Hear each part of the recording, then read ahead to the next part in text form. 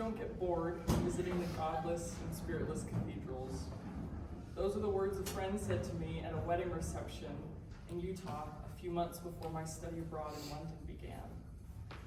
I had been sharing my excitement about all the religious history I was about to encounter, and her comment stopped me cold. She had been to European cathedrals. Was I to take her word as truth? As a committed Christian, her words rubbed me the wrong way, but I didn't know how to respond. Months later, standing barefoot on the cool white marble of the Fernsten Mandir, surrounded by faces that looked nothing like mine and prayers I couldn't understand, I realized how wrong she was. But in the months leading up to that visit, I feared she'd had a point. Our study abroad itinerary was packed with visits to great Christian sites in England, so many that they started to blur together after about the 10th cathedral. I had arrived hungry for spiritual connection. These were ancient houses of worship, built to glorify the God I love. I expected to find his presence in these spaces. But as the cathedral visits progressed, I found myself struggling to bridge the gap between the history of these spaces and the God who was supposed to inhabit them. I wanted to defend these spaces. I wanted to prove my friend wrong, but the doubt began creeping in. I remember stepping into our third cathedral in 2 days. The architecture was breathtaking, impossibly high ceilings, intricate mosaic floors. But as I turned my attention toward my group, the spiritual gravity shifted.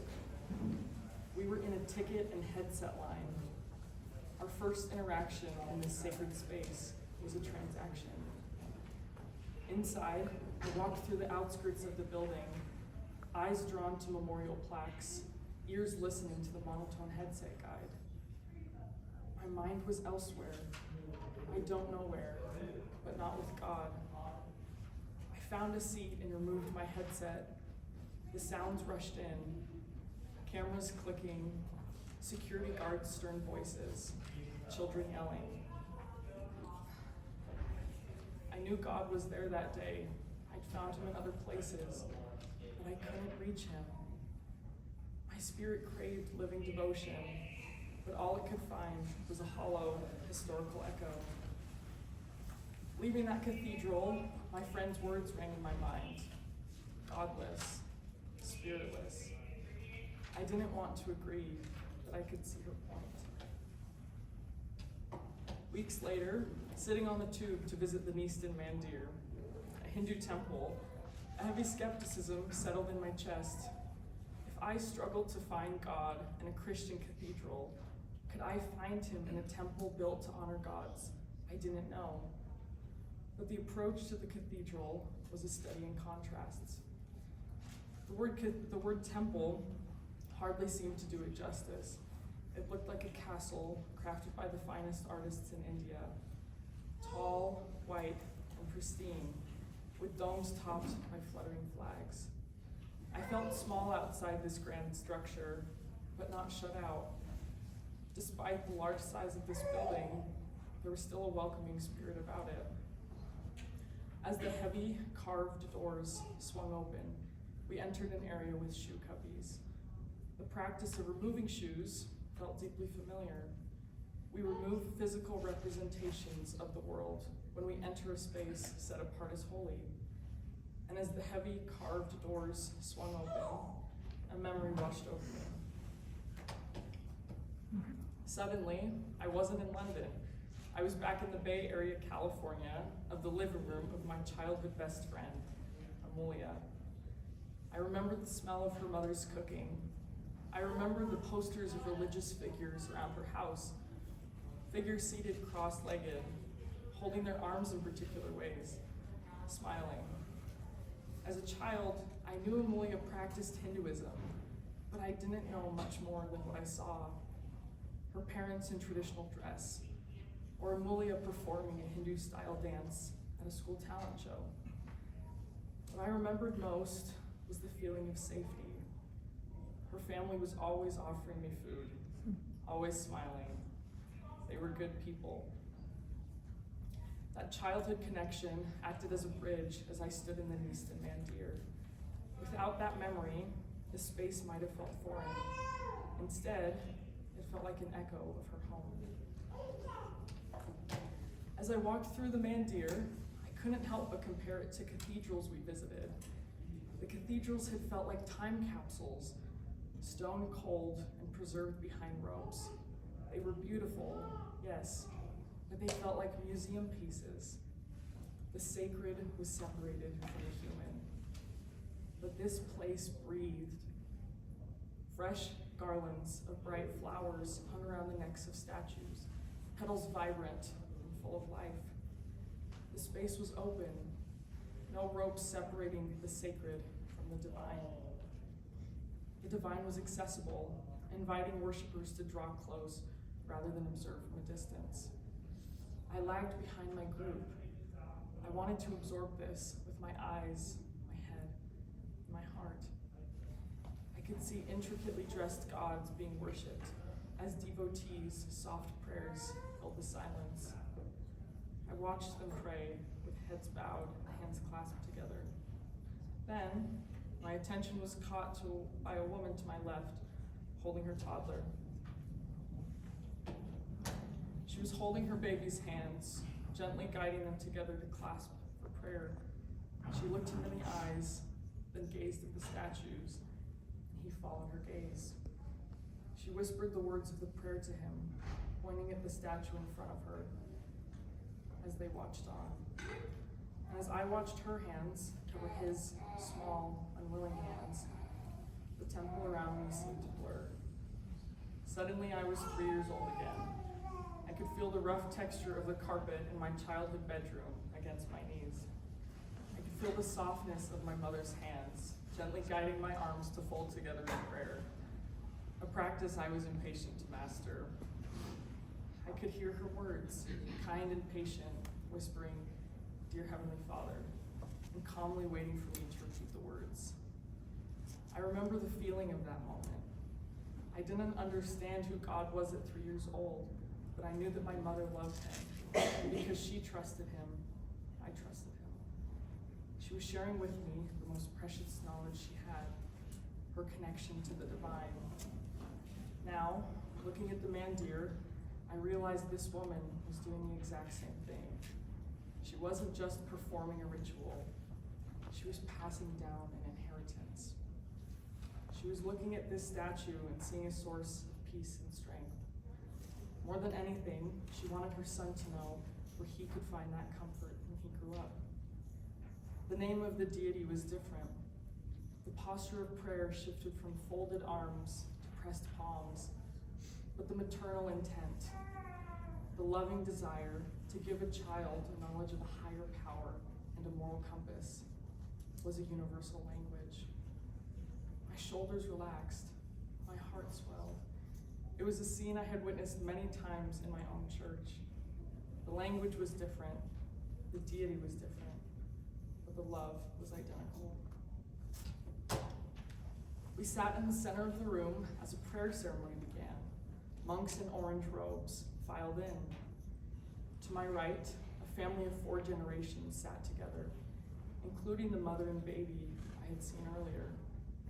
I watched them pray, hands clasped, heads bowed, eyes closed, slowly rocking back and forth. As I observed their deep desire to connect with the divine, an experience I'm very familiar with, my eyes glazed over with tears. I could feel the love they had for their gods, and that love pierced me, because in that moment, I could feel the love of my God too. He was there. My Christian God was in a polytheistic temple. A scripture from the Book of Mormon rushed into my mind. All things which are good cometh of God. How could I not feel the Spirit here when there was so much goodness and love? The worshipers' prayers, the monks' ritual, the beauty of the space, the visitors' quiet observance. All of these elements engulfed me as I attempted to make sense of this experience.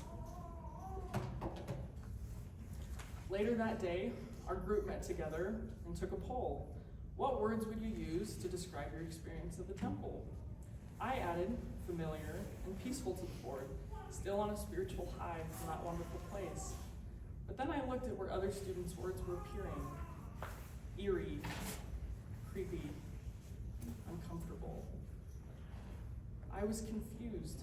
How could others not have felt the love and reverence of this sacred place? How could someone use the word eerie to describe such a peaceful environment? We were in the same building. We saw and heard the exact same thing.